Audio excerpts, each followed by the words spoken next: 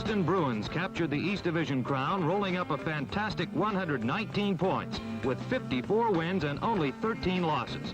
The incomparable Bobby Orr paved the way. Orr's 37 goals tied his own mark for most goals by a defenseman, and his 80 assists led the league in that department. Additionally, Orr was a first-team All-Star, won the Hart Trophy as the most valuable player for the third consecutive time, and took home the Norris Trophy as the league's outstanding defenseman for the 5th straight time.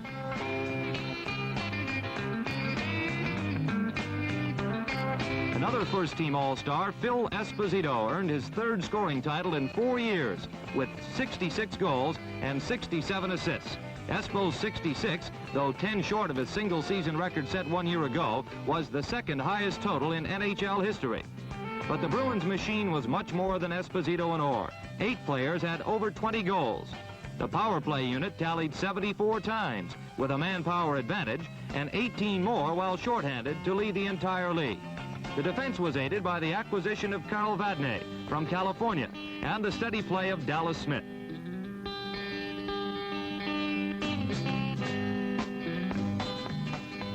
Fred Stanfield was 12th in the NHL scoring parade, while veteran left wing Johnny Busick finished in the top 10 with 32 goals and 51 assists. Ken Hodge missed 18 games with an ankle injury, but still managed to have a productive year with 56 points. All in all, there was every good reason for Bostonians to celebrate during the 1972 campaign. The New York Rangers nailed down 2nd place in the East, 10 points behind the Bruins, as Rangers captain Vic Hadfield became the 6th player in NHL history to score 50 goals.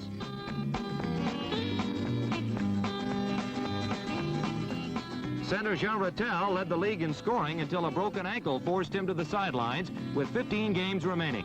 Still, Rattel finished 3rd with 109 points and was awarded the Lady Byng Trophy. First-team All-Star Rod Gilbert was the NHL's number 5 scorer, and this goal put the Gilbert-Rattel-Hadfield line in the record book. Outstanding performances by Walt Kachuk and Billy Fairburn helped the powerful Rangers offense establish a club record 317 goals during the season.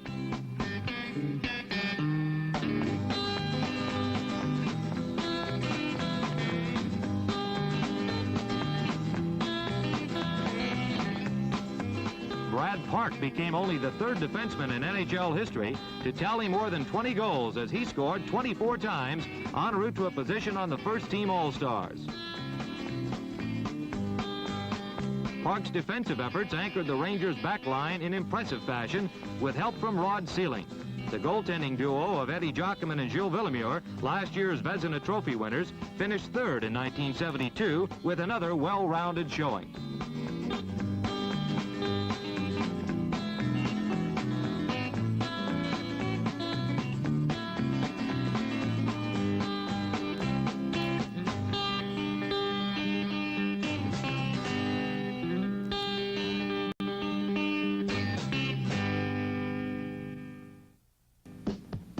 The Montreal Canadiens finished 3rd in the East, only 1 point behind New York.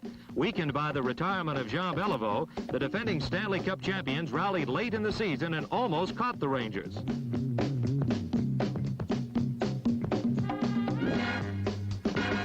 Frank and Peter Mahavlich form a devastating brother act.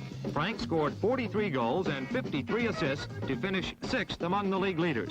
Peter added 35 goals in his best season ever.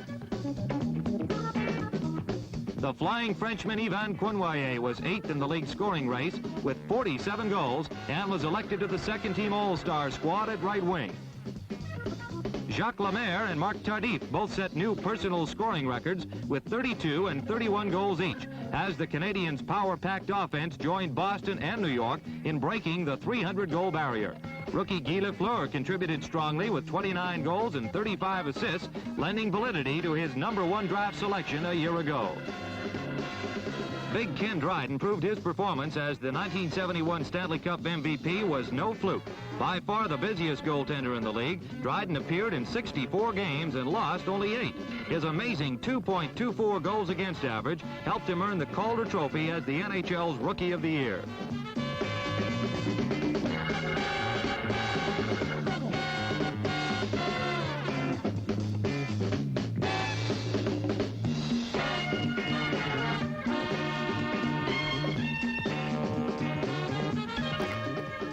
The Toronto Maple Leafs fought off a late-season surge by Detroit to capture the fourth playoff berth in the East. And it was the Leafs' defense that pulled them through with top-notch performances by veterans Jacques Plante and Bernie Perron in goal and Bobby Baugh on the back line. The Leafs' offense featured Dave Keon, Paul Henderson, Ron Ellis, and Norm Ullman. Ullman went over the 1,000-point level in his career with his third point of the season. He ended the year with 23 goals and 50 assists, placing him among the top 20 in the league as the Leafs' top point getter.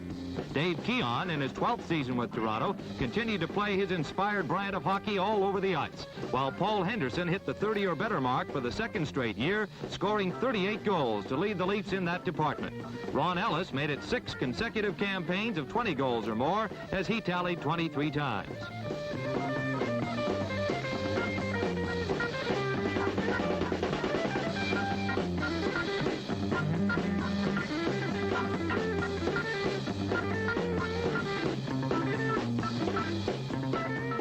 With Gordie Howe retired, Alex Del Vecchio became Detroit's most active senior citizen. In his 21st season as a Red Wing, Del Vecchio hit the 20-goal mark for the 13th time, spearheading a furious rush at the East final playoff slot. The Wings fell just short after carrying the fight down to the last week. Red Berenson and Mickey Redmond added fuel to the fiery Red Wings, climbing into the top 20 scoring list. Gary Bergman was the steadying influence in a defense that showed tremendous improvement as the season progressed.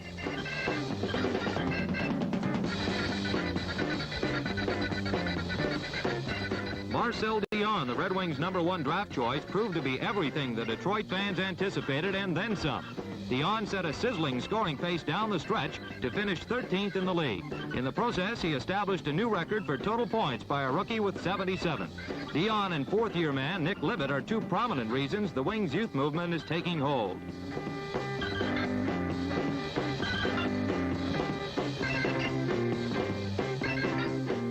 The Buffalo Sabres came up with their second super rookie in a row. Last year it was Gil Perreault. This year it was Rick Martin. Martin took aim on Perreault's freshman record of 38 goals and snapped it with a grand total of 44. Here's number 39, the record breaker. Perreault continued his spectacular play in his sophomore season, tying Rick Martin for 15th in the NHL scoring derby with 74 points. The second busiest goaltender in the NHL in 1972 was the Sabres' Roger Crozier. Crozier appeared in 63 games. A crafty veteran, but still just 30 years old, the nimble Crozier gives Buffalo a steady hand in the nets. This was the Sabres' second season in the NHL, and the future is bright. Building with youngsters, the likes of Perreault, Martin, Jerry Meehan, Steve Atkinson, and Don Luce, the Sabres are beginning to make their presence felt.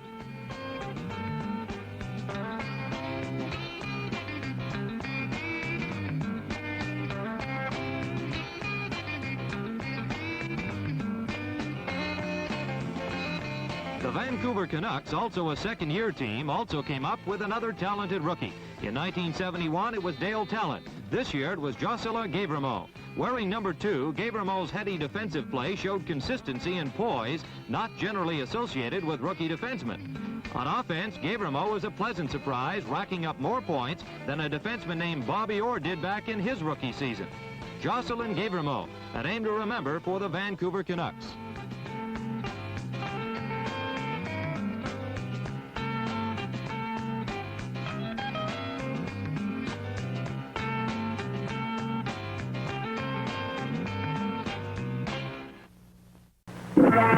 The Metropolitan Sports Center in Bloomington, Minnesota was the setting for the 25th annual National Hockey League All-Star Game. The East, upset by the West Stars in 1971, was seeking revenge before a sellout crowd braving 15 below zero temperatures in Minnesota North Stars country. Tony Esposito turns back an East scoring threat, and the West takes over with Pitt Martin and Bobby Hull. Martin cuts right, feeds Hull, and he scores. West won, East nothing after one period of play. Early in period 2, the West attacks again with Simon Nollet controlling the puck on a solo dash. Nollet shoots, and he scores. West 2, East nothing. Moments later, the East gets rolling as Jean Rattel positions himself beautifully and fires into the upper left corner of the net. And the West lead is cut in half.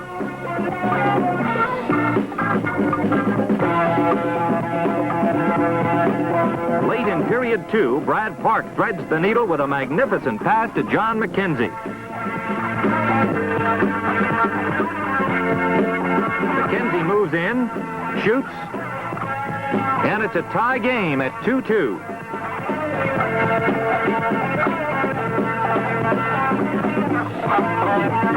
When the third period begins, the West looks for the tiebreaker, but Bobby Orr's sparkling defensive play stops them cold.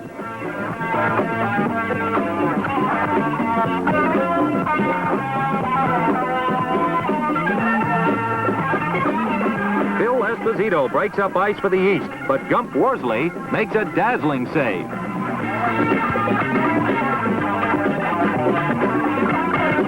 Dallas Smith sets up Espo for another try at the tiebreaker, and this time the backhanded shot is on target for the deciding goal as the East Stars edge the West 3-2.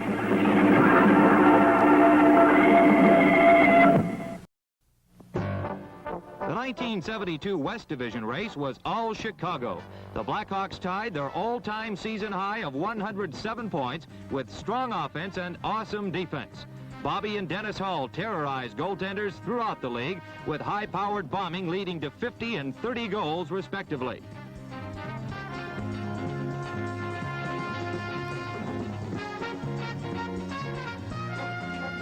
With Pitt Martin among the NHL's top 20, Stan Mikita, Jim Pappin, and Cliff Coral all enjoying productive campaigns, the Blackhawks offense more than held its own. But it was an even greater year for the defense, as goaltenders Tony Esposito and Gary Smith captured the Vezina Trophy by a comfortable margin. Outstanding contributions from second-team All-Stars Bill White and Pat Stapleton helped cement the NHL's stingiest defense in front of the spectacular performance of Tony Esposito, the first-team All-Star goaltender.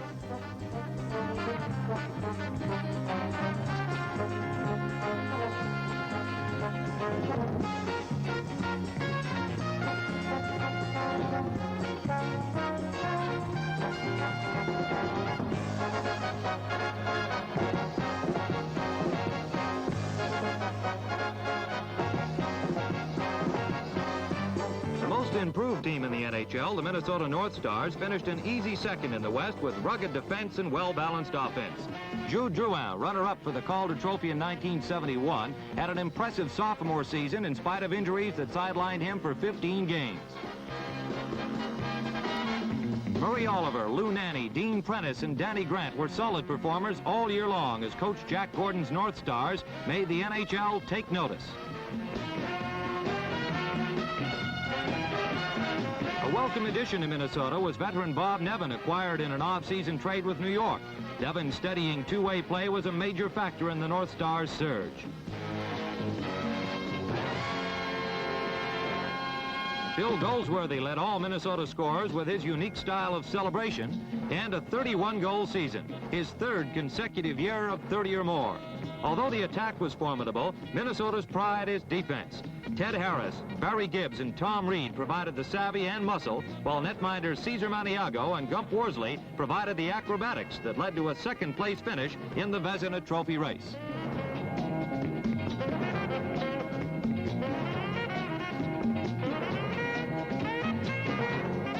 The St. Louis Blues took third in the West behind the surprising play of rookie goaltender Jacques Caron. Caron came on strong in the second half of the season to lift the Blues into the playoffs after a dogfight that went down to the final weekend.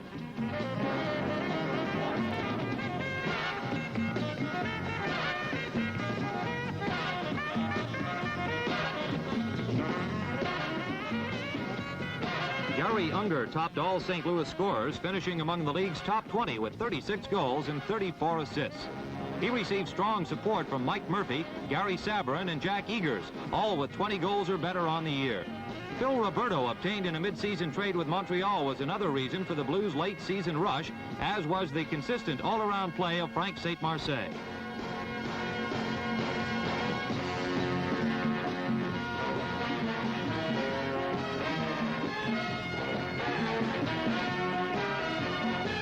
timeliest goal of the year came in overtime of the 7th game of first-round playoff competition.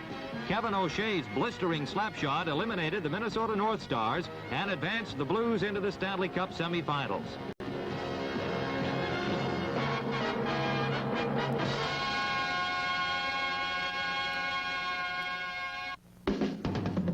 The Pittsburgh Penguins clinched the final West Division playoff spot on the last day of the season following an incredible battle down the stretch.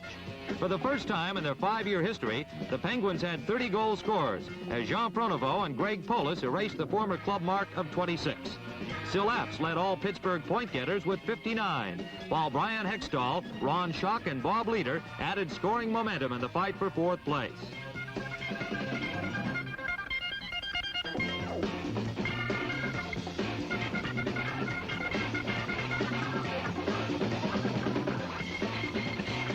Veteran Tim Horton anchored an improving backline with help from promising youngsters Darrell Edistrand and Dave Burrows. Jim Rutherford took charge in goal when the going got tough, and he did the job, including this stop that saved the entire season on the final weekend.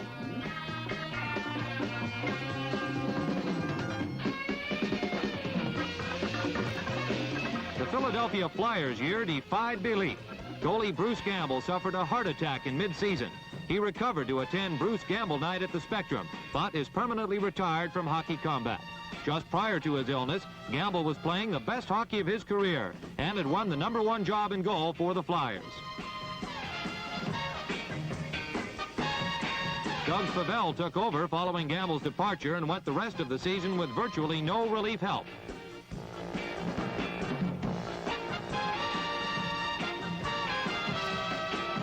The bright light for the Flyers was Bobby Clarke.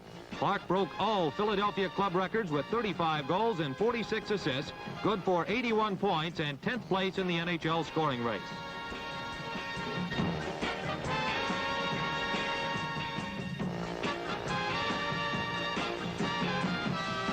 Second-year man Bob Kelly had another productive campaign for Philadelphia.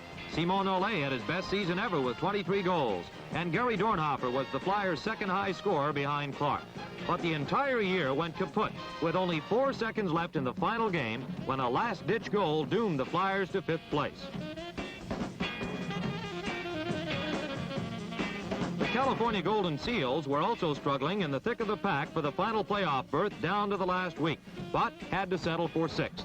However, the Golden Seals unveiled 22-year-old rookie goaltender Gilles Meloche, and he showed why California is well protected in goal for years to come. The Seals' defense was also bolstered by newcomers Bob Stewart and Rick Smythe, obtained from Boston in the trade for Carl Vadnais. Stewart and Smythe added much-needed muscle to the California lineup.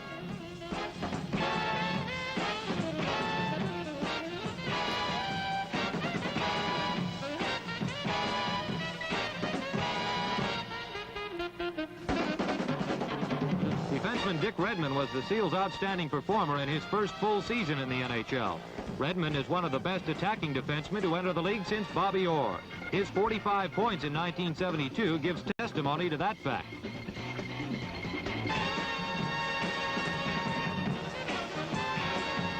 The Los Angeles Kings were the 5th team, gamely battling it out for the playoffs until the closing weeks. Whitey Veeding led all Kings scorers with 27 goals and 28 assists, his second big season in a row. The goaltending duo of Rogie Vachon and Gary Edwards had a busy year, and their presence, along with defenseman Gilles Marat, has the Los Angeles defensive prospects looking up. The Kings had 5 players over the 20-goal mark: Ralph Backstrom, Butch Goring, Serge Bernier, and Jim Johnson, plus Veeding. Several more good reasons why the Kings are on the upgrade.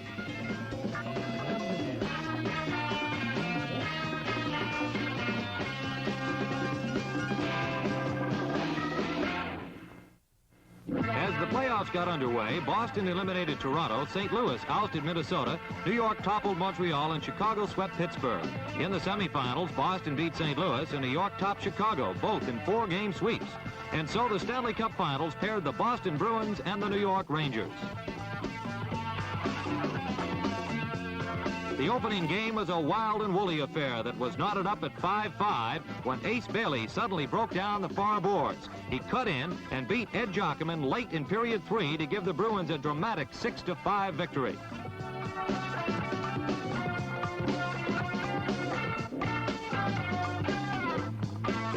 split the next two games, and Game 4 on Madison Square Garden ice was crucial for both sides. And at times like this, it's always comforting to have Bobby Orr in your lineup.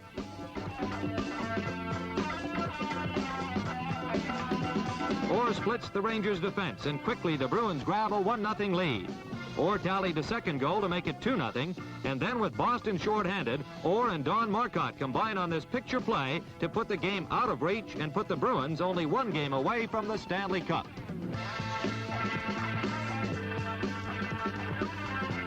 Boston went for the clincher at home in Game 5, but the Rangers had other ideas as they fought on even terms, deadlocked at 2-2 in the third period. Ted Irvin sets up Bobby Russo, and Russo notches his second goal of the night to give the Rangers a 3-2 win and keep their cup hopes alive.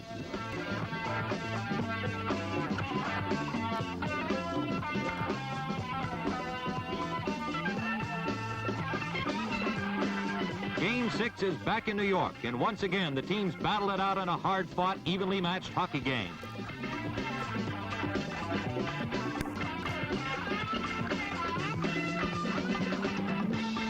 And once again, Bobby Orr takes command as he whirls, moves in, shoots, and scores to break a scoreless tie and put the Bruins on top. Orr set up a Wayne Cashman tip-in to make it 2-0, and then the Bruins seal the Rangers' fate as Phil Esposito feeds Wayne Cashman for his second goal of the game late in period 3. The Bruins' 3-0 win clinched their second Stanley Cup in 3 years, and Bobby Orr was named the most valuable player, adding the Conn Smythe trophy to his annual NHL silverware collection.